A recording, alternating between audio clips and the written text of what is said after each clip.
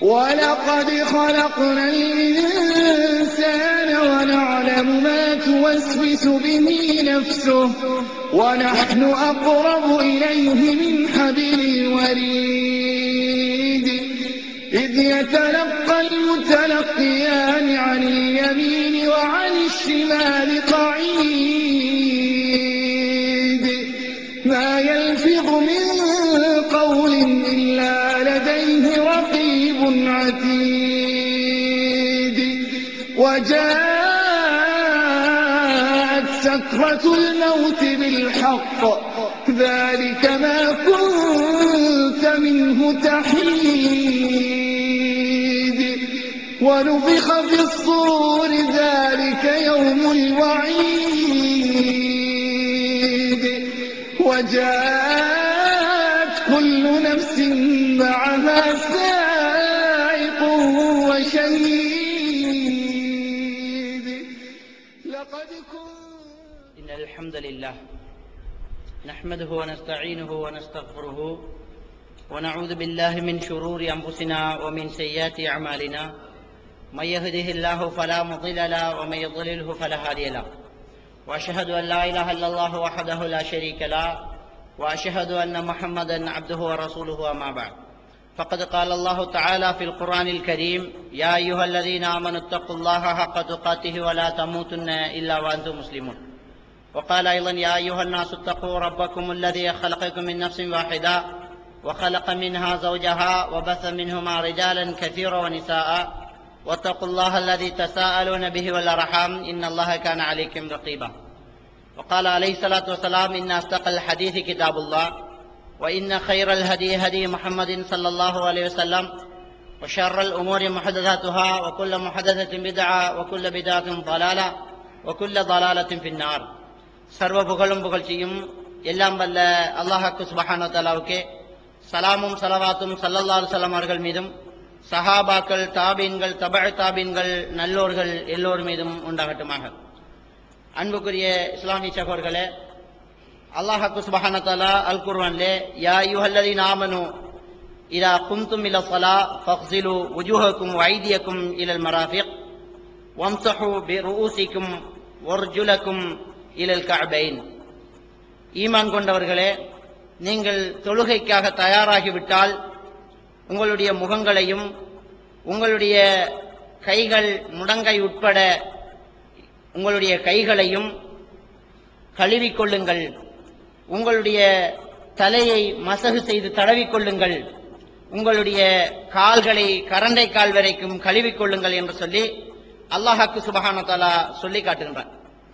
இஸ்லாமிய மார்க்கம் ஒரு வணக்க வழிபாடுகளோடு சடங்கு சம்பிரதாயங்களோடு மனிதன் சுத்தமாக இருக்க வேண்டும், அசுத்தத்தை விட்டும் அவன் வெளியிறங்க வேண்டும் என்பதிலே கவனமாக இருக்கின்றது. அத்தஹூரு ஷத்ருல் ஈமான், சுத்தமாக இருப்பது என்பது ஈமானின் ஒரு பகுதி என்று கூட நபிகள் பெருமானார் ஸல்லல்லாஹு அலைஹி வஸல்லம் அவர்கள் சொல்லி காட்டுகின்றார்கள். எந்த அளவுக்கு என்று சொன்னால், அந்நிய மதங்களை பொறுத்த வரைக்கும் ஆத்மீகம் வேறு உடல் சுத்தம் வேறு என்று பிரித்து போட்டிருந்தார்கள்.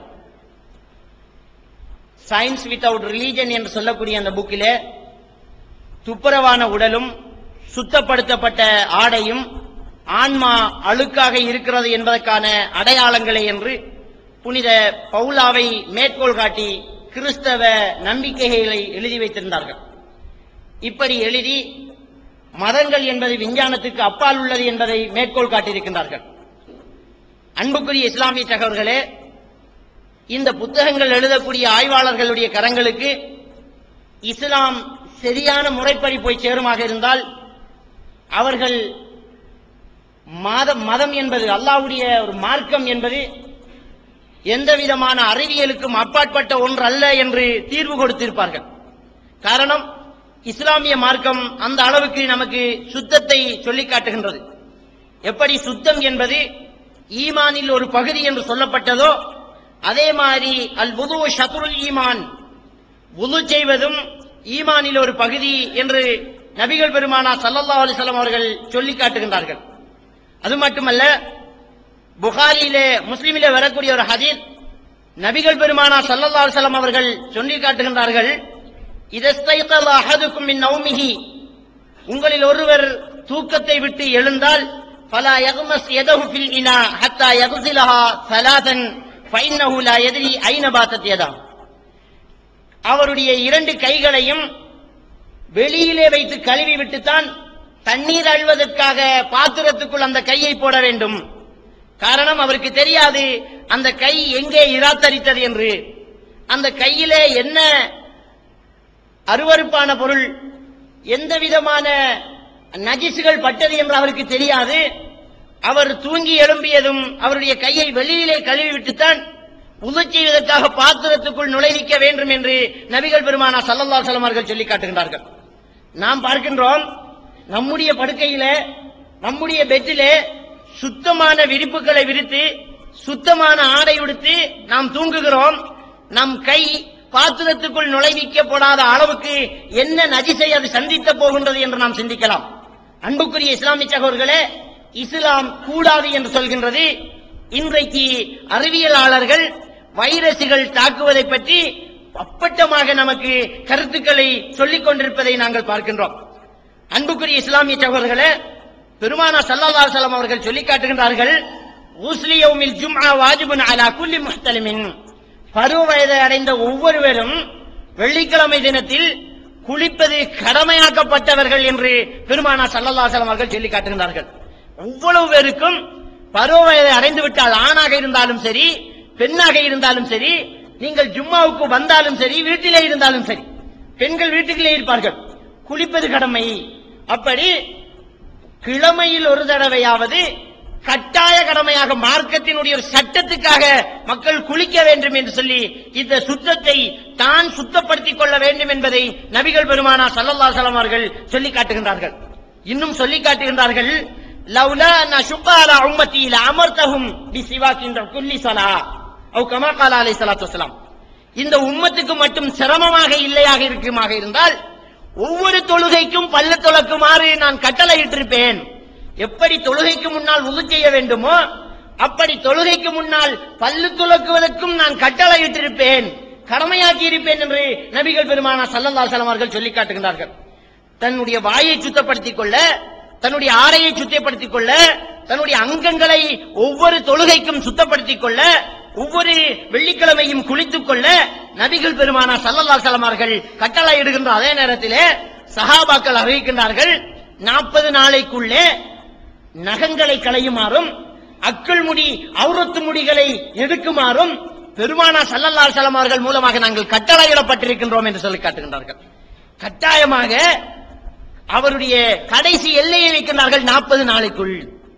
ஆக அவருடைய நகங்களை களைய வேண்டும், அவருடைய அக்குள் முடி நீக்கப்பட வேண்டும், அவருடைய மர்ம உறுப்பிலே இருக்கக்கூடிய முடிகள் கழட்டப்பட வேண்டும். இப்படி நபிகள் பெருமானா ஸல்லல்லாஹு அலைஹி வஸல்லம் அவர்கள் சுத்தத்தை பற்றி எந்த அளவுக்கு வலியுறுத்தி காட்டுகின்றார்கள் என்று பாருங்கள். அல்லாஹ் சுப்ஹானஹு வ தஆலா அல் குர்ஆனில் சொல்லி காட்டுகின்றான், வலா துல்கு பி ஐதிக்கும் இல தஹலுகா, மக்களே உங்களுடைய கரங்களாலேயே உங்களை நீங்கள் அழித்துக் கொள்ள வேண்டாம், நீங்கள் உங்களாலேயே நீங்கள் அழிவுக்குள் அகப்பட்டு விட வேண்டாம் என்று அல்லாஹ் சுப்ஹானஹு வ தஆலா சொல்லி காட்டுகின்றான். ஆக எது நமக்கு நோயை தருமோ, எது நமக்கு உபாதைகளை ஏற்படுத்துமோ அதை விட்டு நாங்கள் விலகி இருக்க வேண்டும் என்பது அல்லாஹ்வுடைய ஒரு கட்டளையாகும். ஒரு சில பொருட்கள், ஒரு சில உணவு பதார்த்தங்கள், ஒரு சில மருந்து மாத்திரைகள் ஒரு சிலருக்கு அலர்ஜிக்காக இருக்கலாம், ஒரு சிலருக்கு அது ஒவ்வாமையாக இருக்கலாம். அதை அவர் ஒதுக்கி வைக்க வேண்டும். ஹலாலாக்கப்பட்டதாக இருந்தாலும் அல்லாஹ் சொல்லுகின்றான், பொதுவாக வலா துஹலுகு, நீங்கள் என்ன செய்ய வேண்டாம், நீங்கள் அழிவோலா துல்குபி ஐதிக்கும் இல தஹலுகா, உங்கள் கைகளாலேயே நீங்கள் அழிவுக்குள்ளே அகப்பட்டு விட வேண்டாம், அழிவை தேடிக்கொள்ள வேண்டாம் என்று அல்லாஹ் சுப்ஹானஹு வ தஆலா அல் குர்ஆனிலே சொல்லி காட்டுகின்றான். எனவே அப்படிப்பட்ட பொருள்களை விட்டும் நாங்கள் விலகி இருக்க வேண்டும் என்பதை இங்கே இந்த திருமறை வசனம் நமக்கு சொல்லி காட்டுவதை பார்க்கலாம். அது மாதிரியாக இப்ராஹிம் அலைஹிஸ்ஸலாத்து வஸ்ஸலாம் அவர்களை பற்றி நபிகள் பெருமானா ஸல்லல்லாஹு அலைஹி வஸல்லம் அவர்கள் சொல்லி காட்டுகின்றார்கள், இஹ்தன்ன இப்ராஹிம் கலீலுர் ரஹ்மான் பஅதமா அத்தத் அலைஹி 80 சனா, சொல்லி காட்டுகின்றார்கள். இப்ராஹிம் அலைஹிஸ்ஸலாத்து வஸ்ஸலாம் அவர்கள் தன்னுடைய 80வது வயதிலே தானே தனக்கு விருத்த சேதம் செய்து கொண்டார்கள். உங்கள் ஹத்னா செய்வது என்று சொல்கின்றோம் அல்லவா, அவர் 80 வயதிலே அவரே அவருக்கு விருத்த சேதம் கொண்டு கொண்டார்கள். இஹ்தன்னபில் குதூம், தச்சர்கள் பயன்படுத்தக்கூடிய ஒரு கூரிய ஆயுதத்தினால், தச்சர்கள் பயன்படுத்தக்கூடிய ஒரு கூரிய ஆயுதம் தான் கதூம் என்று சொல்லக்கூடியது. அந்த ஆயுதத்தினால் தன்னுடைய விருத்த சேதத்தை தானே செய்து நீக்கிக் கொண்டார்கள் என்று நபிகள் பெருமானா ஸல்லல்லாஹு அலைஹி வஸல்லம் அவர்கள் சொல்லி காட்டுகின்றார்கள். அந்த இப்ராஹிம் நபியுடைய வழித்தோன்றலாகத்தான் இன்றைக்கு வரைக்கும் முஸ்லிம்களாகிய நாம் விருத்த சேதனம் செய்து கொண்டிருக்கின்றோம். ஆக இது தன்னைத்தானே சுத்தப்படுத்திக் கொள்வது, தான் நோய்களில் இருந்து வெளியிலே வருவது, தான் தன்னுடைய கையினாலே தன்னை அழிவுக்குள் கொண்டு போகாமல் இருப்பது என்பதை புரிந்து கொள்ள வேண்டும். இன்றைக்கு அந்நியர்கள் கூட, இஸ்லாத்தின் மார்க்கத்தை விளங்கிக் கொள்ளாதவர்கள் கூட விருத்த சேதம் செய்து கொண்டிருக்கக்கூடிய விஷயங்களை நாங்கள் கேள்விப்படுகின்றோம். ஏன்? அது அவ்வளவு சுகாதாரமான ஒரு விடயம். ஒரு மனிதனுடைய ஹெல்த் அங்கே பாதுகாக்கப்படுகின்றது. சிறுநீர்கள் தொக்கி நிற்பது, இது மாதிரியான விந்து துளிகள் அதிலே தொக்கி நிற்பது, சில நோய்கள் ஏற்படுவது அந்த விருத்த சேதம் செய்யாதனாலே ஏற்படுகின்றது என்பதை இன்றைக்கு அறிவியல் சொன்னதன் காரணமாக அந்நியர்கள் எல்லாம் அதை செய்து கொண்டிருப்பதை நாங்கள் காணக்கூடியது. அன்புக்குரிய இஸ்லாமிய சகோதரர்களே, இப்படி தான் சுத்தமாக இருந்து நோய்களில் இருந்து வெளியாக வேண்டும் என்பதை நாங்கள் பார்க்கின்றோம். அண்மையிலே மெக்சிகோ என்ற நாட்டிலே, அந்த நாட்டிலே 1976ஆம் ஆண்டு பன்றிக் காய்ச்சல் ஏற்பட்ட செய்தி உங்களுக்கு தெரியும். அந்த பன்றிக் காய்ச்சல் மறுபடி இந்த காலகட்டங்களில் ஏற்பட்டு 160 பேருக்கு மேற்பட்டவர்கள் மரணித்திருக்கின்றார்கள். 24,000 பேர் இன்றைக்கு சிகிச்சையிலே சமகாலத்தில் இருந்து கொண்டிருக்கின்றார்கள். பாடசாலைகள் மூடப்பட்டிருக்கின்றது. வெளிநாட்டு பயணங்கள், வெளிநாட்டிலிருந்து வருகை தருவதும் வெளிநாட்டுக்கு போவதும் தடை செய்யப்பட்டுள்ளது. ஒவ்வொரு நாடுகளும் தன்னுடைய ஏர்போர்ட்டுகளிலே எல்லாம் வெளிநாட்டிலே இருக்கக்கூடியவர்கள் வரக்கூடிய இடங்களில் எல்லாம் கடுமையான மருத்துவ பரிசோதனை செய்து அங்கே அந்த வைரஸ், பன்றிக் காய்ச்சலுக்குரிய வைரஸ்கள் கடத்தப்படுகிறதா என்பது இன்றைக்கு ஆராயப்பட்டுக் கொண்டிருக்கின்றது. இந்த பன்றிக் காய்ச்சல் என்பது பன்றியினுடைய சுவாசத்தின் மூலமாக கூட தாக்கப்படலாம், பரவலாம் என்று இன்றைக்கு ஆய்வு அறிக்கைகள் முன்வைக்கப்பட்டிருப்பதை நாங்கள் காணலாம். அன்புக்குரிய இஸ்லாமிய சகோதரர்களே, பெருமானார் ஸல்லல்லாஹு அலைஹி வஸல்லம் அவர்கள் சொல்லி காட்டுகின்றார்கள், மன் அம்சக கல்பன் ஃபைன்னஹு யன்குசு குல்ல யௌமின் மின் அமலிஹி கிராத். யார் ஒரு நாயை வைத்துக் கொண்டிருக்கின்றாரோ, யார் ஒரு நாயை வைத்து வளர்க்கின்றாரோ, அவருடைய அமலில் இருந்து ஒவ்வொரு நாளும் ஒரு கிராத் அமல் குறைந்து கொண்டே இருக்கும். இல்லா கல்ப ஹரிதின் அவ் மாஷியா, அவர் வேட்டையாடுவதற்காக அல்லது கால்நடைகளை பாதுகாப்பதற்காக காவல் நாய்கள், காவலுக்கு வைக்கக்கூடிய நாய்கள் மாஷியான்னு சொல்லுது. இப்படி காவலுக்காக வைத்தால், வேட்டையாடுவதற்கு பயன்படுத்தினால் தவிர வேறு வேஸ்டுக்காக நாய்களை வைத்துக் கொண்டிருந்தால் அவருடைய நன்மைகள் குறையும் என்று ஸல்லல்லாஹு அலைஹி வஸல்லம் அவர்கள் சொல்லி காட்டுகின்றார்கள். இது புகாரியிலே, முஸ்லிமிலே பதிவாக இருக்கக்கூடிய ஒரு ஹதீஸ். அன்புக்குரிய இஸ்லாமிய சகோதரர்களே, நாயை விட எவ்வளவு கடுமையாக நமக்கு ஒதுக்க சொல்லப்பட்ட ஒரு விடயம் இந்த பண்டி என்பதை புரிந்து கொள்ளலாம். ஆக இப்படி மனிதனுக்கு நோய்களை தாவக்கூடிய, பரவச் செய்யக்கூடிய, இந்த தொந்தரவுகளை தரக்கூடிய இந்த அசிங்கங்களை விட்டும் ஒதுங்கி தூய்மையாக இருக்குமாறு இஸ்லாமிய மார்க்கம் நமக்கு சொல்லி காட்டி இருப்பதை நாங்கள் காணலாம். அன்புக்குரிய இஸ்லாமிய சகோதரர்களே, மறுமை நாள் நெருங்குகின்ற போதுதான் ஈசா அலைஹிஸ்ஸலாத்து வஸ்ஸலாம் அவர்களுடைய வருகையும் பண்டிகள் மொத்தமாக உலகத்திலே கொல்லப்படும் என்பதையும் முன்னறிவிப்புகள் என்ற அந்த தலைப்பிலே நாங்கள் பார்த்திருக்கின்றோம். அது இன்றைக்கு நம்முடைய இஸ்லாமியர்களுடைய கரங்களால் மட்டுமல்ல, எதிரிகளுடைய கரங்களாலும் நடப்பதற்கு சாத்தியம் ஏற்படுகின்ற அளவுக்கு நிலைமை மாறி இருக்கின்றது. இந்த இடத்திலே நமக்கு ஒரு சந்தேகம் ஏற்படலாம். கடந்த காலங்களிலே பறவை காய்ச்சல் ஏற்பட்டது. பண்டி காய்ச்சல் ஏற்படுவதனால், பண்டி அல்லாஹ் விலக்கிய ஒரு நஜிசான பொருள் என்று சொல்லுகின்றோமே, பறவை காய்ச்சல் என்று சொல்வதனால் கோழியும் என்ன ஹராமா என்ற ஒரு குதர்க்கமான ஒரு கேள்வி ஏற்படலாம். அன்புக்குரிய இஸ்லாமிய சகோதரர்களே, இந்த பறவை காய்ச்சலை பொறுத்தவரைக்கும் அந்த காலகட்டத்திலேயே பொருளாதார நிபுணர்களால் ஒரு கருத்து வெளியிடப்பட்டது. இன்டர்நெட்டுகளிலே போனவர்களுக்கு தெரியும். சைனாவினுடைய, இந்தியாவினுடைய மிகப்பெரிய ஒரு வருமானம் இந்த கோழி பண்ணையினூடாக நிர்ணயிக்கப்பட்டிருந்தது. அவர்களை முடக்குவதற்காக வேண்டி அமெரிக்கா போன்ற நாடுகளிலே இருக்கக்கூடியவர்கள் வேண்டுமென்றே இந்த வைரஸை பறவைகளிலே தாவ விட்டதாக கூட ஆய்வறிக்கைகள் முன்வைக்கப்பட்டது. ஒரு சில கருத்துக்கள் லண்டன் பிபிசியிலே சொல்லப்பட்டது. எந்த பறவையிலும் இதுவரை பண்டிக் காய்ச்சலுக்குரிய வைரஸ் இருக்கின்றது என்பதற்கான ஊர்ஜிதமான தகவல்கள் வரவில்லை என்று அவ்வப்போது முழக்கமிடப்பட்டுக் கொண்டிருந்தது. இருந்தாலும் பறவைகளிலே தாவப்பட்ட அந்த வைரஸ் பறவையிலேயே உற்பத்தியான ஒன்று அல்ல என்பது ஊர்ஜிதமான ஒரு தகவல். பறவைகள் பண்ணையிலே நெருக்கமாக வாழ்ந்து கொண்டிருப்பதால் பறவைகள் மூலம் தாவப்பட்டது காவப்பட்டது என்பதுதான் அங்கு தெளிவான வந்த ஒரு விளக்கம் என்பதை நாங்கள் புரிந்து கொள்ளலாம். அன்புக்குரிய இஸ்லாமிய சகோதரர்களே, அடுத்து நாங்கள் பார்க்கின்றோம் டெங்கு காய்ச்சல்.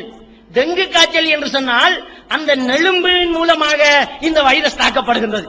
இந்த நெலும்பு அசிங்கமான தண்ணியிலே தான் உற்பத்தியாகும் என்று கிடையாது. அசிங்கமான இடங்களில் உண்டாகக்கூடிய நெலும்பினால் யானைக்கால் நோய் ஏற்படலாம். டெங்கு காய்ச்சல் என்பது சுத்தமான தண்ணியிலே இருந்துதான் உண்டாகிறது. ஆனால் அது மூடப்படாத ஒரு சிறிய தண்ணியாக இருக்கும் குளங்களிலே அது உற்பத்தி ஆகாது, பெரிய கிணறுகளிலே அது உற்பத்தி ஆகாது. மூடிகள், யோகட் கப்புகள், குறும்பைகள், சிரட்டைகள், விளையாட்டு பொருட்கள், சருகுகள், பீலிகள், பூச்சட்டிகள், மீன் தொட்டிகள் போன்றவைகளில் இருந்து இந்த டெங்கு காய்ச்சலுக்குரிய நோய்க்கிருமியை காவக்கூடிய வைரசுகளை அந்த நுளம்புகள் உற்பத்தியாகிறது. இங்கு ஒரு விடயம் என்னவென்று சொன்னால், இந்த டெங்கு காய்ச்சலை தாவ செய்யக்கூடிய இந்த நெலும்பு சிறிய தண்ணியில் உற்பத்தியாகுவதற்கு அதுக்கு வெளிச்சம் தேவை. மூடப்படாத பாத்திரங்களில் தான் இது உற்பத்தியாகின்றது என்பதை தெளிவாக சொல்லி காட்டுகின்றார்கள். இந்த டெங்கு காய்ச்சல் என்பது ஒரு மனிதனுடைய குருதியிலே இருக்கக்கூடிய குருதி சிறுதட்டு பிளட்லெட் என்று சொல்லக்கூடிய அந்த சிறுதட்டுகளினுடைய எண்ணிக்கையை குறைக்கின்றது. ஒரு மனிதனுடைய இரத்தத்திலே பிளாஸ்மா, அதே மாதிரி நீர் செல் என்று சொல்லக்கூடிய அந்த இடத்திலே வெண்குருதி, செங்குருதி. இந்த வெண்குருதி நோய் எதிர்ப்பு சக்தி, இந்த செங்குருதி என்பது ஆக்சிஜனை கடத்தக்கூடிய ஹீமோட்டிலின் என்று சொல்லக்கூடிய அந்த பதார்த்தத்தை கொண்டு போகக்கூடியது. அதே மாதிரி இந்த குருதி சிறுதட்டி என்று சொல்வதுதான் இந்த குருதி உறையக்கூடிய தன்மையை கொண்டது.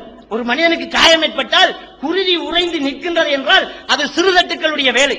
ஒரு மனிதனுடைய ரத்தத்தில் இந்த சிறுதட்டுக்கள் 1,50,000 இருந்து 4 லட்சம் வரை இருக்க வேண்டும் ஒரு மில்லி லிட்டருக்கு. இதனுடைய எண்ணிக்கையை குறைப்பதுதான் இந்த டெங்கு காய்ச்சலை பரவக்கூடிய இந்த நொழும்புகளுடைய வேலை.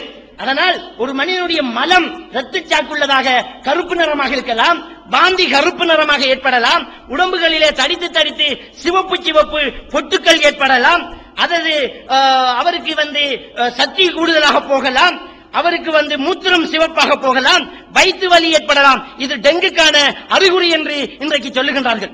இந்த நொழும்புகள் எப்படி தாவப்படுகின்றது? இஸ்லாத்தினுடைய வழிமுறைகளை நாங்கள் மீறியதனால் தான். ஏனென்றால் நபிகள் பெருமானா ஸல்லல்லாஹு அலைஹி வஸல்லம் அவர்கள் சொல்லி காட்டுகின்றார்கள். முஸ்லிம் கிரந்தத்திலே பதிவாகக்கூடிய ஒரு ஹதீஸ், அஸ்லிகு அபுவாபக்கும் வ ஹம்மிரு ஆனியத்தக்கும் வ அவ்கு அஸ்கியத்தக்கும் வ அத்திஃபு சுர்ஜக்கும். சொல்லி காட்டுகின்றார்கள், உங்கள் கதவுகளை மூடிய வையுங்கள், உங்கள் பாத்திரங்களை மூடி வையுங்கள், உங்களுடைய தோல் துருத்திகளை கட்டி வையுங்கள், விளக்குகளை அணைத்து விடுங்கள் தூங்கச் சொல்கின்ற போது. ஃபைன்ன ஷைத்தான லா யஃப்தஹு பாபன் முக்லகா, ஷைத்தான் மூடிய கதவை திறக்க மாட்டான். வலா யக்ஷிபு கதா, அதே மாதிரி மூடியை திறக்க மாட்டான். வலா யஹில்லு பிகா, கட்டுக்களை அவுக்க மாட்டான் என்று நபிகள் பெருமானா ஸல்லல்லாஹு அலைஹி வஸல்லம் அவர்கள் சொல்லி காட்டுகின்றார்கள். இந்த சிறு பாத்திரத்தில் இருக்கக்கூடிய தண்ணீர் 24 மணி நேரத்துக்குள் அசையாமல் இருக்கின்ற போது அங்கு டெங்கு காய்ச்சலை பரப்பக்கூடிய அந்த வைரஸை தாவக்கூடிய நொழும்பினுடைய முட்டைகள் பரிணாம வளர்ச்சி அடைந்த ஒரு நொழும்பை வெளியாக்குகிறது. ஒரு நெலும்பினுடைய வாழ்க்கை 2 அல்லது 4 நாட்களுக்குள் அது செத்து போய்விடும். அதற்குள் புதிய வாரிசை கவனமாக உற்பத்தி செய்து விடுகிறது. ஆக இந்த நீர்களை அழிக்க வேண்டும், நம்முடைய சூழலை சுத்தமாக வைத்துக் கொண்டிருக்க வேண்டும் என்பதை நாங்கள் கவனத்தில் கொள்ள வேண்டும். அதிலும் போக இன்றைக்கு எறும்புகள் வேலை வராததற்காக கடைகளிலே கெசியப்பட்டவைகள், சோக்கசுகள், வீட்டிலே மேசைகள், கபட்டுகள் போன்றவற்றின் கால்களுக்கு ஒரு கோப்பையிலே தண்ணீர் வைப்பார்கள். அந்த தண்ணீரிலே இருந்து டெங்கு காய்ச்சலை பரப்பக்கூடிய வைரஸை தாவக்கூடிய நுளம்புகள் கண்டுபிடிக்கப்படுகின்றது. அப்படி வைக்கக்கூடியவர்கள் அந்த தண்ணீருக்கு மேலே எண்ணெயை, தாமெண்ணெயோ அல்லது தேங்காய் எண்ணெயோ வைத்தால் அந்த நெலும்பினுடைய முட்டைகள் அங்கே உற்பத்தியாகாது என்று வைத்திய ஆலோசனைகள் சொல்லப்படுகின்றது. அப்படி தவிர்க்க முடியாத ஒரு தேவை இருக்குமாக இருந்தால் அந்த குப்பிகளிலே, அந்த கோப்பைகளிலே நீங்கள் எண்ணெய்களை ஊற்றிவிடுங்கள். அதுபோக விளையாட்டு பொருட்கள், அடர்த்தியான மரங்கள் இருக்கக்கூடிய இடங்களிலே, மட்டக்களப்பு போன்ற பகுதிகளில் அடர்த்தியான மரங்கள் இருக்கக்கூடிய பகுதிகளில் இன்றைக்கு இந்த டெங்கு காய்ச்சல் அதிகமாக பரவிக் கொண்டிருக்கின்றது. அன்புக்குரிய இஸ்லாமிய சகோதரர்களே, குருநாகலை பகுதிகளில் 20-30க்கு மேற்பட்டவர்கள் இந்த காய்ச்சலை இன்று பாதிக்கப்பட்டிருக்கின்றார்கள். நம்முடைய பகுதிகளை விரல் விட்டு எண்ணக்கூடிய அளவு 2-3 பேராக இருந்தாலும் குர்நாகல் பகுதிகளே கூடுதலாக இருக்கின்றார்கள். என்ன காரணம்? அடர்த்தியான மரங்கள், சிரட்டைகள், அங்கே தேங்காய் உற்பத்தி, சிரட்டைகள் மட்டைகள் அதிகமாக இருக்கக்கூடிய பகுதிகள். ஆக சிறிய பகுதிகள், சிறிய பாத்திரத்திலே தண்ணீர் கடுமையாக தேங்கி நிற்கின்ற போது, அது சுத்தமான தண்ணியாக இருக்கின்ற போது அதிலே இந்த நோய் கிருமிகள் தாவப்படுகின்றது என்பதை நபிகள் பெருமானா ஸல்லல்லாஹு அலைஹி வஸல்லம் அவர்கள் என்பதை நாங்கள் இன்றைக்கு பார்க்கலாம். நபிகள் பெருமானா ஸல்லல்லாஹு அலைஹி வஸல்லம் அவர்கள் நஹானில் நஃப்கி ஃபி ஷராப், குடிக்கக்கூடிய பாத்திரத்திலே மூச்சு விடுவதை, ஊதுவதை தடுத்தார்கள் நபிகள் பெருமானா ஸல்லல்லாஹு அலைஹி வஸல்லம் அவர்கள். எந்த அளவுக்கு என்று சொன்னால், நபிகள் நாயகம் ஸல்லல்லாஹு அலைஹி வஸல்லம் அவர்கள் ஒரு சஹாபி சொல்லுகின்றார், ஃபகால ரஜுல் கதா அராஹா ஃபில் இனா, யா ரசூலல்லாஹ், பாத்திரத்திலே தண்ணிக்குள்ளே ஒரு தூசி கிடக்கிறது, அதற்கு ஊதக்கூடாதா என்று கேட்டார்கள். நபிகள் பெருமானா ஸல்லல்லாஹு அலைஹி வஸல்லம் அவர்கள் சொன்னார்கள், அர்த்தஹா, அதை கொட்டி விடுங்கள், ஊத வேண்டாம் என்றார்கள்.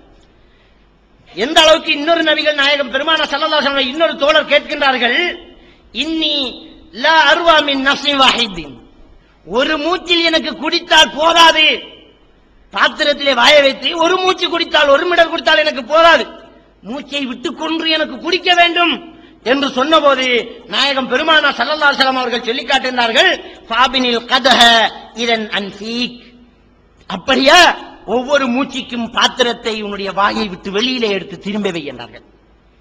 அன்புக்குரிய இஸ்லாமிய சகோதரர்களே, இன்றைக்கு நமக்கு எவ்வளவு தெளிவான ஒரு விடயம், ஒரு மனிதனுடைய மூச்சுக்காற்றின் மூலமாகவும் நோய் கிருமிகள் தாவிக் கொண்டிருக்கின்றது. பெருமானா ஸல்லல்லாஹு அலைஹி வஸல்லம் அவர்கள் அன்றைக்கு சொன்னார்கள், நீ குடிக்கக்கூடிய தண்ணியில கூட நீ மூச்சு விடாதே என்றார்கள்.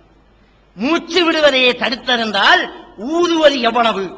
இன்றைக்கு உலமாக்கள் என்று சொல்லக்கூடியவர்கள் மட்டுமல்ல, ஒரு சிலர் தண்ணி ஓதி கொடுப்பதையே வளமையாக்கி கொண்டிருக்கின்றார்கள். நமக்கு என்ன ஒரு பிரச்சனை வந்தாலும் தண்ணி ஓதுகின்றோம், குறும்பையை வெட்டி ஓதுகின்றோம், அதே மாதிரி தோடம்பழத்தை உரித்து ஓதுகின்றோம். எந்த அளவுக்கு வெளிநாட்டுக்கு எழுதின கடிதத்தையும் ஓதி கேட்டு அனுப்புகின்றோம். அந்த அளவுக்கு நாம் மூட நம்பிக்கையிலே முகம் குப்பர விழுந்திருக்கின்றோம். பெருமானா ஸல்லல்லாஹு அலைஹி வஸல்லம் அவர்கள் குடிக்கக்கூடிய பானத்திலே ஊதுவதையும் மூச்சு விடுவதையும் தடுத்திருக்கின்றார்கள். அந்த அளவுக்கு இஸ்லாம் பாதுகாப்பை நமக்கு தருகின்றது. இன்றைக்கு என்ன நடந்து கொண்டிருக்கின்றது? தண்ணி ஓதி குடிப்பதற்கென்ற ஒரு கூட்டம். இஸ்லாமிய மார்க்கத்திலே அப்படி ஒன்று கிடையாது.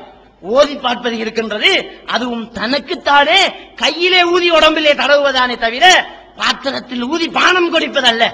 அப்படி இருந்திருந்தால் பெருமானா ஸல்லல்லாஹு அலைஹி வஸல்லம் அவர்கள் ஊதி கொடுத்திருக்கலாம். குடித்து விட்டு கொடுத்தார்கள். குடித்த மீதி பால்களை, பானங்களை சஹாபாக்களுக்கு கொடுத்ததாக ஹதீஸிலே இருக்கின்றது. ஊதி மந்திரித்து கொடுக்கவில்லை. அப்படிப்பட்ட ஒரு மூட நம்பிக்கை இந்த இஸ்லாமிய மார்க்கம் பரப்பவில்லை என்பதை நாங்கள் புரிந்து கொள்ள வேண்டும். அன்புக்குரிய இஸ்லாமிய சகோதரர்களே, பெருமானா ஸல்லல்லாஹு அலைஹி வஸல்லம் அவர்கள் சொல்லி காட்டுகின்றார்கள், புகாரியிலே முஸ்லிமிலே பதிவாக இருக்கக்கூடிய ஒரு ஹதீஸ், இதஸ்தைகல அஹதுக்கும் மின் நௌமிஹி, உங்களில் ஒருவர் தூங்கி எழுந்தால் அவருடைய நாசியை தண்ணீர் செலுத்தி 3 முறை சீறிக் கொள்ளட்டும் என்றார்கள். எந்த அளவுக்கு ஆரோக்கியமான விடயத்தை சொல்லி காட்டுகிறார்கள். காரணம் சொல்கின்றார்கள், ஃபைன்ன ஷைத்தான, ஏனென்றால் ஷைத்தான் அவருடைய பொன்னி மூக்கிலே இராத்தரிக்கிறான் என்றார்கள். அன்புக்குரிய இஸ்லாமிய சகோதரர்களே, ஒரு மனிதனுடைய ஹெல்த் பாதுகாக்கப்பட வேண்டுமா, ஒரு மனிதனுடைய ஆரோக்கியம் பாதுகாக்கப்பட வேண்டுமா, அவன் காலையில் எழுந்தால் முதல் அவன் செய்ய வேண்டிய வேலை, அவனுடைய மூக்குத்துவாரத்தில் தண்ணீரை விட்டு 3 முறை அதை சீற வேண்டும். ஏன்? ஒரு மனிதன் உயிர் வாழ்வதற்கு ரொம்ப முக்கியமானது அவனுடைய சுவாசம் தான். அவனுடைய சுவாசத்தினூடாகவே அவனுக்கு நோய் கிருமிகள் தாவப்படுமாக இருந்தால் அவனுடைய இரத்தத்திலே ஹீமோகுளோபின் ஊடாக அந்த நோய் கிருமிகளும் தாக்கப்படலாம். அந்த நோய் கிருமிகளும் அவனுடைய ஹெல்த்தை குறைக்கலாம். இஸ்லாமிய மார்க்கம் பாதுகாப்பான ஒரு வாழ்க்கை வட்டத்தை நமக்கு தந்திருக்கின்றது. 2 கடமைகளை நமக்கு சொன்னது. தூங்கி எழும்பினால் உன்னுடைய பயன்பாட்டுக்கு முன்னால் கைகளை வெளியில் கழுவிக்கொள். உன்னுடைய பயன்பாடு, உன்னுடைய சகல வேலைகளுக்கு முன்னாலும் உன்னுடைய 2 கைகளையும் வெளியில் கழுவிக்கொள். எந்த அளவுக்கு ஒரு சுத்தமான ஒரு வாழ்க்கை வட்டத்தை நமக்கு இட்டு தந்திருக்கின்றது. 2வது, உன்னுடைய நாசிக்கு தண்ணீர் செலுத்தி அடுத்த நாள் உன்னுடைய வாழ்க்கையின் மிக முக்கியமான ஒரு கட்டம் சுவாசம். இந்த சுவாசத்துக்கான முதல் பகுதி உன்னுடைய மூக்குத்துவாரம், அதை நன்றாக 3 முறை சீறி துப்புரவு செய்து கொள் என்று நபிகள் பெருமானா ஸல்லல்லாஹு அலைஹி வஸல்லம் அவர்கள் சொல்லி காட்டியதை நாங்கள் வைத்து பார்க்கலாம். ஆக நாம் சுத்தமாக இருப்பது, நம்முடைய சூழலை சுத்தமாக வைத்திருப்பது போன்ற விடயங்களை நாங்கள் இங்கு பார்க்க வேண்டும். பெருமானார் ஸல்லல்லாஹு அலைஹி வஸல்லம் அவர்கள் சொல்லி காட்டுகின்றார்கள், நீங்கள் குடிக்கக்கூடிய பானத்தில் ஒரு கொசு விழுந்து விடுமாக இருந்தால், நாம் குடிக்கக்கூடிய பானத்தில் ஒரு கொசு விழுந்து விடுமாக இருந்தால், உங்களுடைய விரல் நுனியினால் அந்த கொசுவை அந்த பானத்துக்குள் அமுக்கி வெளியில் எடுத்துவிட்டு அருந்துங்கள் என்றார்கள். கொசு விழுந்து விட்டால் அதை பாத்திரக்குள் மொத்தமாக அமுழ்த்தட்டாம், அமுழ்த்தி விட்டு அதை வெளியில் எடுத்து வீசிவிட்டு அதை கொடிக்கட்டாம் சொல்லிவிட்டு ஒரு ஆய்வையும் சொன்னார்கள். ஏனென்றால் அந்த கொசுவினுடைய ஒரு இறக்கையில் நோய் இருக்கிறது, மறு இறக்கையில் அதற்கு ஷிஃபா இருக்கிறது, நிவாரணம் இருக்கிறது என்றார்கள். 1400 ஆண்டுகளுக்கு முன்னால் சஹாபாக்கள் ஸல்லல்லாஹு அலைஹி வஸல்லம் அவர்களை சொல்வதை கேட்டு அப்படியே செய்தார்கள். இன்றைய அறிவியல் உலகம் அதனை ஆய்வுக்குட்படுத்தி கொசுவினுடைய இறக்கை ஒன்றில் மனிதனுக்கு தொந்தரவு தரக்கூடிய நோய் இருக்கிறது, மற்ற இறக்கையில் அதற்கு ஈக்குவலான மருந்தும் இருக்கிறது என்று ஆய்வறிக்கைகள் முன்வைக்கப்பட்டிருக்கின்றது. எந்த அளவுக்கு நபிகள் பெருமானார் ஸல்லல்லாஹு அலைஹி வஸல்லம் அவர்கள் அல்லாஹ்வுடைய வஹி மூலமாக நமக்கு சுகாதாரத்தை சொல்லி காட்டுகின்றார்கள். ஆக ஒரு பாத்திரத்தில் ஒரு கொசு விழுந்து விட்டால் அதை அப்படியே வெளியில எடுத்தால் அதை குடிக்க கூடாது. குடிக்க வேண்டுமா, அதை ஒரே அமுக்காக அதிலே அமுக்க வேண்டும், மற்ற இறக்கையும் அதிலே நீங்கள் பட வைக்க வேண்டும். படத்தால் தான் அந்த நோய் கிருமிக்கு அடுத்த பிறகிலே இருக்கக்கூடிய மருந்து ஷிஃபாவாகி அதை சாவடிக்கின்றது. அந்த அளவுக்கு ஒரு ஆரோக்கியமான மார்க்கம் இந்த இஸ்லாமிய மார்க்கம். அன்புக்குரிய இஸ்லாமிய சகோதரர்களே, நபிகள் பெருமானார் ஸல்லல்லாஹு அலைஹி வஸல்லம் அவர்கள் சொல்லி காட்டுகின்றார்கள், முஸ்லிம் கிரந்தத்திலே பதிவாக இருக்கக்கூடிய ஒரு ஹதீஸ், ரஅய்து ரஜுலன் யதகல்லபு ஃபில் ஜன்னah ஃபி ஷஜரத்தின் கதஅஹா ஃபி ظهر الطريق. சொர்க்கத்திலே ஒரு மனிதன் புரண்டு புரண்டு படுக்க கண்டேன் என்றார்கள். எந்த அளவுக்கு அவன் நிம்மதியாக தூங்கிக் கொண்டிருக்கின்றான். ஸல்லல்லாஹு அலைஹி வஸல்லம் அவர்கள் சொல்லி காட்டுகின்றார்கள், சொர்க்கத்திலே ஒரு மனிதன் புரண்டு புரண்டு தூங்கிக் கொண்டிருக்க கண்டேன். எதற்கு அவருக்கு சொர்க்கம் கிடைத்தது தெரியுமா? வீதியிலே அடுத்தவர்களுக்கு தொந்தரவு செய்யக்கூடிய ஒரு மரத்தை அவர் வெட்டிய நன்மைக்காக, அடுத்தவர்களுக்கு இடையூறு தராதபடிக்கு ஒரு மரத்தை வெட்டி சமூக சேவை செய்த ஒரு காரணத்துக்காக அவருக்கு சொர்க்கம் என்று சொன்னால், டெங்கு போன்ற நெலும்புகள் தாவக்கூடிய இந்த சிறிய நீர்க்குட்டைகளை ஒழித்து சமூக சேவை செய்தவருக்கும் சொர்க்கம் கிடைக்கும் என்பதையும் நாங்கள் புரிந்து கொள்ள வேண்டும். இது நம்முடைய வேலை அல்ல என்று நாம் ஒதுக்கிவிடக் கூடாது. நாம் போகின்ற போது ஒரு சிரட்டை, அதில் கொஞ்சம் தண்ணீரா, அதை கவிட்டு போட்டு விட்டு போக வேண்டியது சொர்க்கம் நமக்கு கிடைப்பதற்கான ஒரு வாய்ப்பு வசதியை நமக்கு நம் வசமாக்கிக் கொள்வதுதான். நம்முடைய வீட்டு கூரைகளின் பீலிகளை நாங்கள் கவனிப்பது கிடையாது. அதிலே இலைகள் சருகுகள் விழுந்து தண்ணீர் தடைப்பட்டிருக்கலாம், அதிலே கூட இந்த நோயை படுத்தலாம். ஆக நாம் நம்முடைய சூழலை, நாம் காண்கின்ற விடயங்களை துப்புரவாக வைப்பதன் மூலம் அல்லாஹ் சொர்க்கம் தருகிறான். சமூகத்துக்கு சேவை செய்கின்ற ஒரு மனிதனுக்கு தோட்டிலே இருக்கக்கூடிய ஒரு மரக்கொப்பு போகக்கூடிய வரக்கூடியவருக்கு இடைஞ்சலாக இருந்தது, அதை வெட்டி விட்டதற்கு சொர்க்கம் எந்த அளவுக்கு என்று சொன்னால், சமூகத்துக்காக அவர் செய்தார், அவர் போய்விடுவார். அவருடைய வேலைக்கு செய்தாரா, அடுத்தவருக்காக அந்த வேலையை செய்கின்றார்கள் என்பதை நாங்கள் இங்கு பார்க்கலாம். அன்புக்குரிய இஸ்லாமிய சகோதரர்களே, நபிகள் பெருமானார் ஸல்லல்லாஹு அலைஹி வஸல்லம் அவர்கள் சொல்லி காட்டுகின்றார்கள், இய்யாக்கும் வல் ஜுலூஸ் ஃபித் தர்காத், பாதைகளிலே உட்கார்ந்திருப்பதை உங்களுக்கு நான் எச்சரிக்கிறேன் என்றார்கள். ஃபகாலு யா ரசூலல்லாஹ் மா லனா மின் மஜாலிஸினா புத், எங்களுக்கு வேறு இடம் இல்லை என்றால் என்ன செய்ய என்று கேட்டார்கள். கரைத்துக் கொண்டிருக்க நாங்கள் பேசிக்கொள்வதற்கு வேறு இடமில்லை என்றால் என்ன செய்வது என்று கேட்டார்கள். அப்போது நபிகள் பெருமானார் ஸல்லல்லாஹு அலைஹி வஸல்லம் அவர்கள் சொன்னார்கள், அப்படி உங்களுக்கு வேறு இடமில்லை என்று சொன்னால் ஃபஅத்து தரீக ஹக்கஹு, பாதை ஒழுங்கை பேணிக் கொள்ளுங்கள் என்றார்கள். பாதையின் ஒழுங்கை பேணிக் கொள்ளுங்கள் என்றார்கள். காலு வமா ஹக்கு தரீக யா ரசூலல்லாஹ், பாதை ஒழுங்குகள் என்னவென்று சொல்லுங்கள் யா ரசூலல்லாஹ் என்று கேட்டார்கள். நபிகள் பெருமானார் ஸல்லல்லாஹு அலைஹி வஸல்லம் அவர்கள் சொல்லி காட்டுகிறார்கள், قال غض البصر وكف الاذى, பார்வையை தாழ்த்த வேண்டும். நீங்கள் பாதையில் இருக்கக்கூடிய அடுத்தவருக்கு தொந்தரவு செய்யக்கூடிய பொருட்களை அகற்ற வேண்டும். வரத்து சலாம், போகக்கூடியவர் வரக்கூடியவர்களுக்கு சலாத்துக்கு மறுமொழி செல்ல வேண்டும். வல் அம்ரு பில் மஅரூஃப் வன் நஹி அனில் முன்கர். அங்கே நீங்கள் காணக்கூடிய நன்மைகளை ஏவ வேண்டும், தீயதை தடுக்க வேண்டும். அங்கே நீங்கள் ஒரு தவறை கண்டால் தடுக்க வேண்டும், நன்மையை போகக்கூடியவர்களுக்கு ஏவ வேண்டும். இந்த பாதையினுடைய ஒழுங்கை உங்களால் கடைபிடிக்க முடியுமாக இருந்தால் நில்லுங்கள், இல்லை என்றால் பாதைகளில் நின்று பேசாதீர்கள் என்று பெருமானா ஸல்லல்லாஹு அலைஹி வஸல்லம் அவர்கள் சொல்லி காட்டுகின்றார்கள். இது புகாரியிலே முஸ்லிமிலே பதிவாக இருக்கக்கூடிய ஒரு ஹதீஸ். அன்புக்குரிய இஸ்லாமிய சகோதரர்களே, இப்படி நாம் அடுத்தவர்களுக்கு இடையூறு தரக்கூடிய பொருட்களை அகற்றி விடுவதன் மூலம், பாதைகளில் இருந்து எடுத்து விடுவதன் மூலம் நம்முடைய சூழல் பாதுகாக்கப்படுகிறது. அல்லாஹ்வுடைய இந்த மார்க்கத்தை நாங்கள் பின்பற்றியவர்களாக மாறுகிறோம். அல்லாஹ் சுப்ஹானஹு வ தஆலா நமக்கு சொர்க்கம் தருவதற்கும் அது ஒரு வாய்ப்பாக இருக்கின்றது. அனஸ் ரலியல்லாஹு தஆலா அவர்கள் அறிவிக்கின்ற ஒரு ஹதீஸ், புகாரி முஸ்லிம் போன்ற கிரந்தங்களிலே பதிவாக இருக்கக்கூடிய ஒரு ஹதீஸ் என்னவென்று சொன்னால், அல் பஸாத்து ஃபில் மஸ்ஜித் ஹதீஆ. நீங்கள் பள்ளி வாசலிலே எச்சில் துப்புவது பாவமாகும். ஒ கஃபாரத்துஹா தஃப்னுஹா, அதற்கான குற்ற பரிகாரம் அதை மூடிவிடுவதாகும் என்று பெருமானார் ஸல்லல்லாஹு அலைஹி வஸல்லம் அவர்கள் சொல்லி காட்டுகிறார்கள். நாம் யாருமே யோசிக்காத ஒரு விடயம் இந்த விடயம். இன்றைக்கு மருத்துவ உலகம் நமக்கு விரல் நீட்டி காட்டுகிறது. நோய் கிருமிகள் எச்சில் மூலமாக, எச்சிலை சளியை மிதிப்பதன் மூலமாக தாவப்படுகிறது. இன்னைக்கு யூரின் டெஸ்ட் எடுப்பதை போல, அதே மாதிரியா பிளட் டெஸ்ட் பண்ணுவதை போல ஒரு மனிதனுடைய நோய் கிருமியை பார்ப்பதற்கு சளியையும் டெஸ்ட் பண்ணுகின்றார்கள். அதிலேயும் நோய் கிருமியாயிருக்கிறது. அன்புக்குரிய இஸ்லாமிய சகோதரர்களே, பெருமானார் ஸல்லல்லாஹு அலைஹி வஸல்லம் அவர்கள் துப்பினால் மூட சொன்னார்கள். அந்த ஒழுங்கு நாம் பேணப்படக்கூடிய ஒரு ஒழுங்காக இருக்கிறதா? நாம் சிந்தித்து பார்க்க வேண்டும். இந்த மார்க்கம் என்பது என்னவோ, தாடி வைப்பதும் தொப்பி அணிவதும் 5 நேரம் தொழுவதும் இதுதான் மார்க்கமா? இஸ்லாமிய மார்க்கம் நமக்கு சொல்லித் தந்த விடயங்களை நாங்கள் பேண வேண்டும்.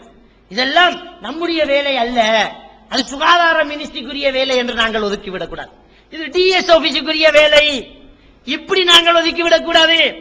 இஸ்லாமிய மார்க்கம் நம்முடைய வேலை என்று இதை நமக்கு பொறுப்பு தருகின்றது.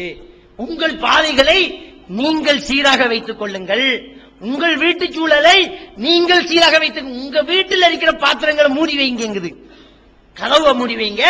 எந்த அளவுக்கு தெரியுமா? பெருமானார் ஸல்லல்லாஹு அலைஹி வஸல்லம் அவர்கள் சொன்னார்கள், பாத்திரத்தை மூடுவதற்கு மூடி இல்லை என்றால் ஒரு குச்சியாவது எடுத்து அந்த பாத்திரத்தின் விளிம்பிலே வைத்து பிஸ்மில்லா சொல்லுங்கள். பிஸ்மில்லா என்று சொல்லி ஒரு குச்சியாவது அந்த பாத்திரத்தின் விளிம்பில் வையுங்கள்.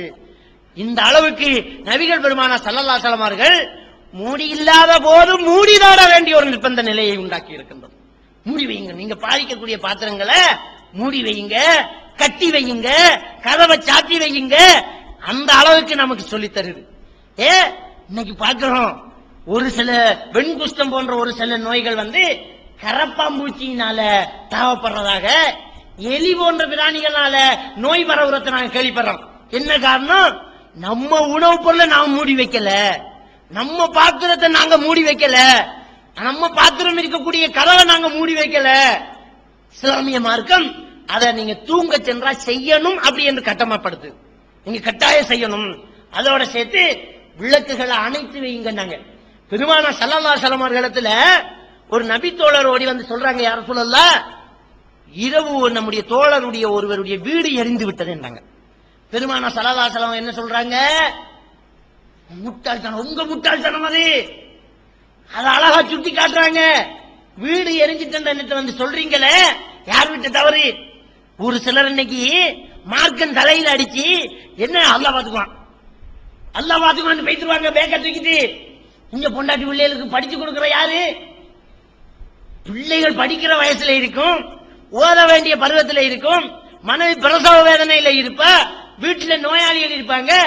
இவ்வளவுக்கு நின்று வீட்டு வேலைகளை கவனிக்க வேண்டிய ஒருத்தர் பேக்க தூக்கிட்டு எல்லாம் அல்லாஹ் பாத்துக்குவான். ரசூலுல்லாஹி ஸல்லல்லாஹு அலைஹி வஸல்லம் யுத்தத்துக்கு போறதுக்கு ஒருத்தர் கேட்டாங்க. ரசூலுல்லாஹ் என்ன தெரியுமா? வயசு போன தாய் தந்தை இருக்கான்னு கேட்டாங்க. இருக்கணும், அங்க போய் சேவை செய்யுங்க, அதை விட நன்மை கிடைச்சிரும் பேசிருங்க.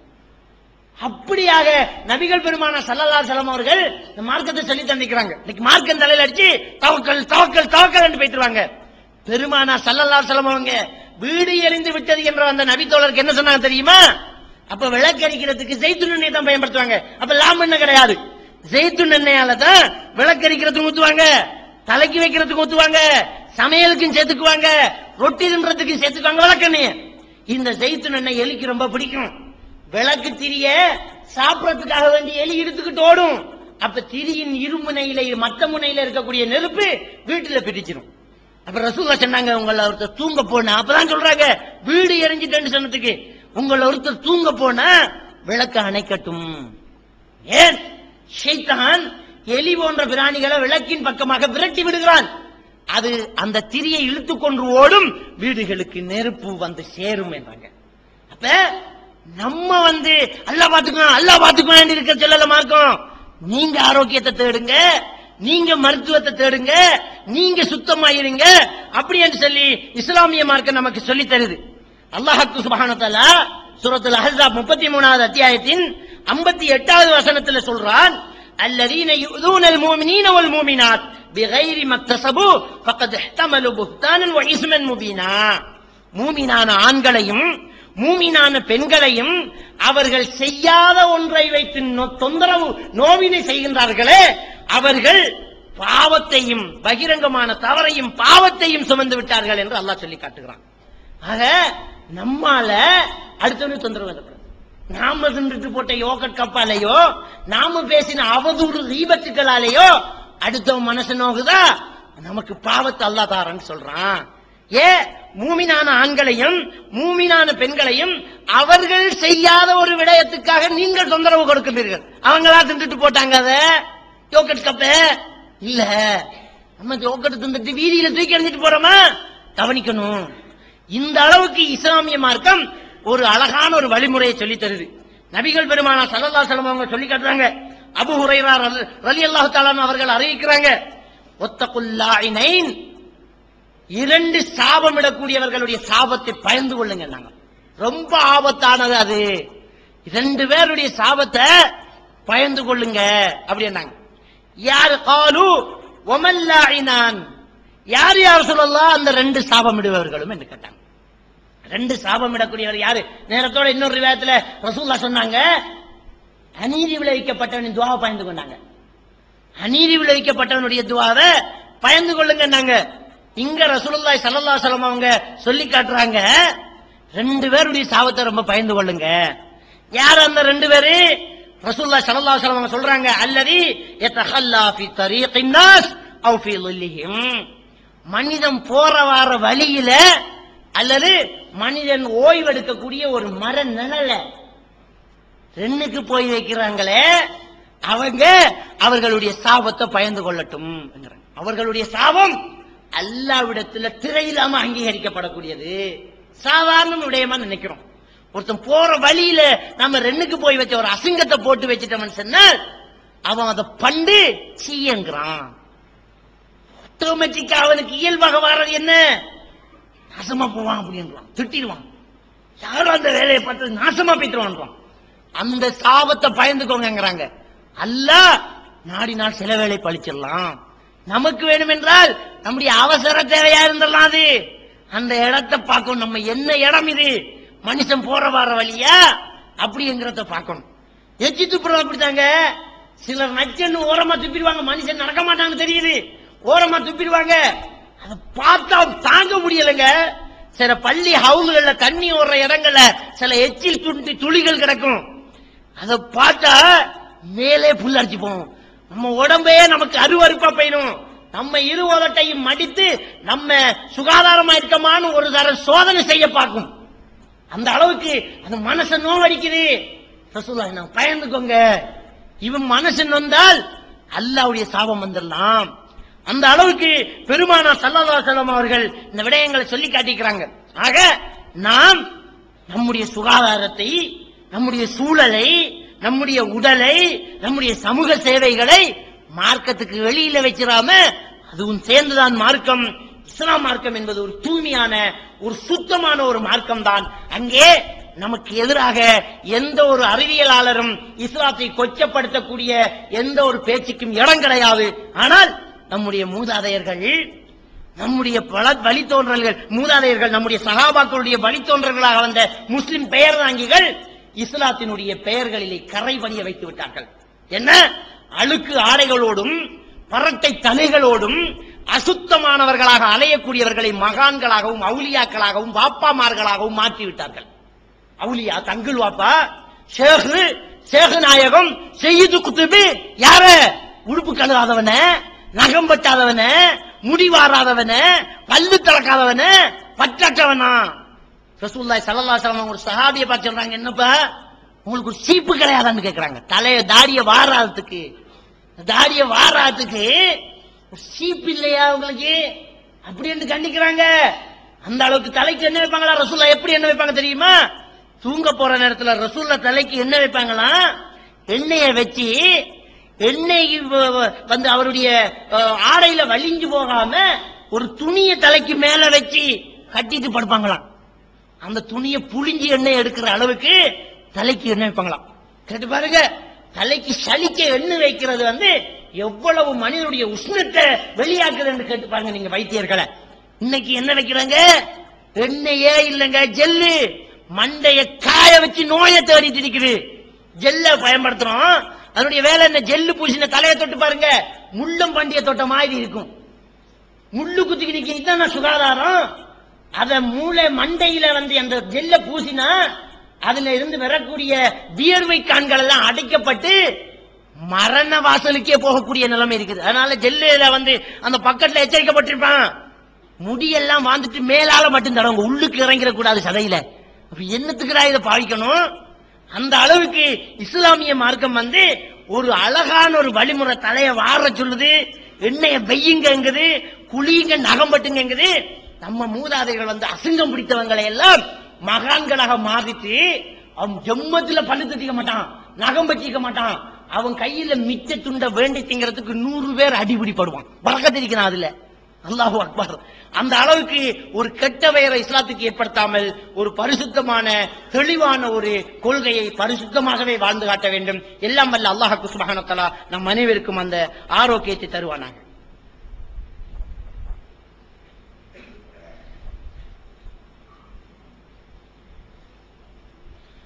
அல்ஹம்துலில்லாஹி வஹதா அஸ்ஸலாத்து வஸ்ஸலாமு அலா மன் லா நபிய பஅதா. அன்புக்குரிய இஸ்லாமிய சகோதரர்களே, நபிகள் பெருமானார் ஸல்லல்லாஹு அலைஹி வஸல்லம் அவர்கள் சொல்லி காட்டுகின்றார்கள், அலைக்கும் பிஹப்பத்தி சௌதா, கரிஞ்சீரகத்தை பற்றி பிடித்துக் கொள்ளுங்கள், அதிலே எல்லா நோய்க்கும் மருந்து இருக்கிறது மரணத்தை தவிர என்று சொல்லி காட்டுகின்றார்கள். ஆக இங்கே நபிகள் நாயகம் ஸல்லல்லாஹு அலைஹி வஸல்லம் அவர்கள் அவருக்கு தெரிந்த ஒரு மருந்தை நமக்கு சொல்லித் தருவதன் மூலம் நோய் வருவதற்கு முன்னே தற்காப்பு நடவடிக்கைகளை செய்து கொள்ளுங்கள். இன்றைக்கு தடுப்பூசி மருந்துகளை பயன்படுத்துறோமா இல்லையா? அதெல்லாம் இந்த ஹதீதுக்குள்ள அடங்க போகுது. நீங்க ஏற்கனவே குழந்தை பிறந்த உடனே ஒவ்வொரு வயசெல்லைய வச்சு ஒவ்வொரு தடுப்பூசி போடுறாங்க. ரசூலுல்லாஹி ஸல்லல்லாஹு அலைஹி வஸல்லம் அவங்க உங்களுக்குள்ள அந்த திறமை வந்தா பயன்படுத்துங்கிறத எச்சரிக்கை செஞ்சுட்டாங்க. அலைக்கும் பிஹப்பத்தி சௌதா, கரிஞ்சீரகத்தை பற்றி பிடித்துக் கொள்ளுங்க, அதுல எல்லா நோய்க்கும் மருந்து இருக்கிறது மரணத்தை தவிரன்றாங்க. அப்ப அந்த கரிஞ்சீரகத்தின் மூலமாக என்னென்ன மருந்துகளை செய்யலாமோ வரும் முன் காலம் காத்துக் கொள்ளுங்க. தேனை பத்தி அல்லாஹ் குர்ஆன்ல சொல்றான், 16வது அத்தியாயம் சூரத்து நஹ்ல, ஃபீ ஷிஃபாஉல் லின்னாஸ், மனிதர்களுக்கு இதுல ஷிஃபா இருக்கிறது அப்படின்னு சொல்லி காட்டுறான் அல்லாஹ். ஆக வருமுன், நோய் வர்றதுக்கு முன்னாலேயே ஒரு தற்பாதுகாப்பை ஏற்படுத்த சொல்லி கூட இஸ்லாமிய மார்க்கம் சொல்லி தருது. ஆனா ரசூலுல்லாஹி ஸல்லல்லாஹு அலைஹி வஸல்லம் என்ன சொல்றாங்க? இன்னல்லாஹ ஜஅல லிகுல்லி தாயின் தவான் ததாவு வலா ததாவு பில் ஹராம். எல்லா நோய்க்கும் அல்லாஹ் மருந்து வச்சு படைச்சிக்கிறான், மருந்து செய்யுங்கள், ஹராத்தை கொண்டு மருந்து செய்யாதீங்கிறாங்க. அப்ப ஹராம் என்கிற நேரத்துல 2 விடயம் அங்க உள்ளடக்கப்படுது. ஒன்று, ஹராமான வஸ்துக்களால் மருந்து செய்யறது. என்னது? நமக்கு தடுக்கப்பட்ட ஹராமான வஸ்துக்களை மருந்துல சில நேரம் சேர்த்திருப்பாங்க. கஞ்சாவை சேர்த்து லேகியம் செஞ்சிருப்பாங்க சில நாட்டு வைத்தியர்கள், ஹராமான பொருள். அதையும் தடுத்தாங்க. ஹராமான முறையில வைத்தியம் செய்யறது, குறி சாத்திரம், தாயத்தை கட்டுறது, இது மாதிரியான முறைகள். இப்படி ஹராத்தை தவிர்த்து கொள்ளுங்க, சரியானதை செய்யுங்கன்னு சொல்லி நபிகள் பெருமானார் ஸல்லல்லாஹு அலைஹி வஸல்லம் அவர்கள் சொல்லி காட்டுறாங்க. அதே மாதிரியாக அலைக்கும் பில் ஊதுல் ஹிந்த்னாங்க. முஸ்லிம் கிரந்தத்தில் பதிவாக்கக்கூடிய ஒரு ஹதீஸ், இந்தியாவிலே இருந்து எடுக்கக்கூடிய ஒரு கருப்பு நிற ஒரு மர குச்சியிடம் வந்து ஊதுல் ஹிந்த் என்று ரசூலுல்லாஹி ஸல்லல்லாஹு அலைஹி வஸல்லம் அவங்க சொல்றாங்க. இன்னைக்கு இந்தியாவில் அகிலக்கட்டைன்னு சொல்லுவாங்க. அந்த அகிலக்கட்டை என்கிறது ரசூலுல்லாஹ்வுடைய காலத்துல மதீனாவுக்கு ஏற்றுமதி செய்யப்பட்ட ஒன்று இந்தியாவில இருந்து. அத ரசூலுல்லாஹ் சொல்லி காட்டுறாங்க. முஸ்லிம் கிரந்தத்துல பதிவாக்கக்கூடிய ஹதீஸ், அலைக்கும் பிஊதில் ஹிந்த், இந்தியாவிலிருந்து வரக்கூடிய அந்த அகிலக்கட்டையை பற்றி பிடித்துக் கொள்ளுங்கள்.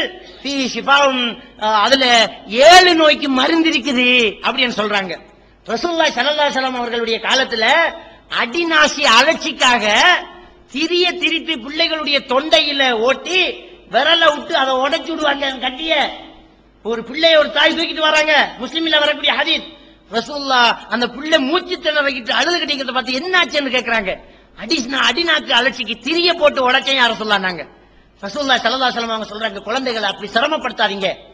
அகில கட்டையினுடைய எண்ணெய சொட்டு மருந்தாக மூக்குத்து வரத்துல விடுங்க, அதை பாவியுங்க, அதுல ஷிஃபா இருக்குன்னாங்க.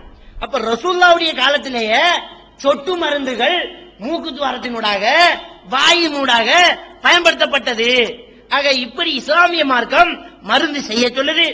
தற்பாதுகாப்புக்காக முன்கூட்டிய மருந்து செய்ய சொல்லுது.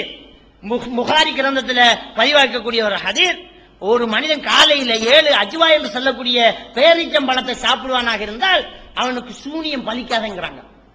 சூனியம் பலிக்காது. அப்ப முன்கூட்டிய ஒரு பாதுகாப்பு. இதுல சூனியம் இருக்குதா இல்லையான்ற ஒரு சந்தேகத்துல மக்கள் எந்திரிக்கிறாங்க. புகாரில வரக்கூடிய இந்த ஹதீஸ்ல சூனியம் என்கிற ஒண்ணு இருக்குது. அப்படி இருக்கிற சூனியத்துல நீங்க பாதுகாப்புறதுக்கு பல திக்ருகள் துஆக்கள் இருக்குது. அந்த சூனியம் என்கிறதால பெருசா ஒரு மனிதனை நோயாளியாக படுக்கையில வைக்க முடியாது. அவன் மனசுல குழப்பத்தை தான் ஏற்படுத்த முடியும். அதுக்கு கூட அஜ்வா என்று சொல்லக்கூடிய அந்த பேரிச்சம்பழத்தை பயன்படுத்துங்க என்று ரசூலுல்லாஹி ஸல்லல்லாஹு அலைஹி வஸல்லம் சொல்லி காட்டியிருக்கிறாங்க. அதே மாதிரியாக துஆ பிரார்த்தனைகளை சொல்லி காட்டியிருக்கிறாங்க. ஆக முன்கூட்டியே சூனியமாக இருந்தால் என்ன, வேறு நோய்களாக இருந்தால் என்ன, பாதுகாப்பு நடவடிக்கைகளில் ஈடுபடுவதற்கும் தடுப்பு மருந்துகளை பயன்படுத்துறதுக்கும் இஸ்லாம் நமக்கு வழிகாட்டியிருக்கு. ஆக அந்த அடிப்படையில் நாங்க இஸ்லாமிய மார்க்கத்தை தெளிவாக புரிந்து நாங்கள் ஆரோக்கியமாக வாழ்வதற்கு எல்லாம் வல்ல அல்லாஹ் சுப்ஹானஹு வ தஆலா தௌஃபீக் செய்வானாக. வாஹிர் தஅவானா அல்ஹம்துலில்லாஹி ரப்பில் ஆலமீன்.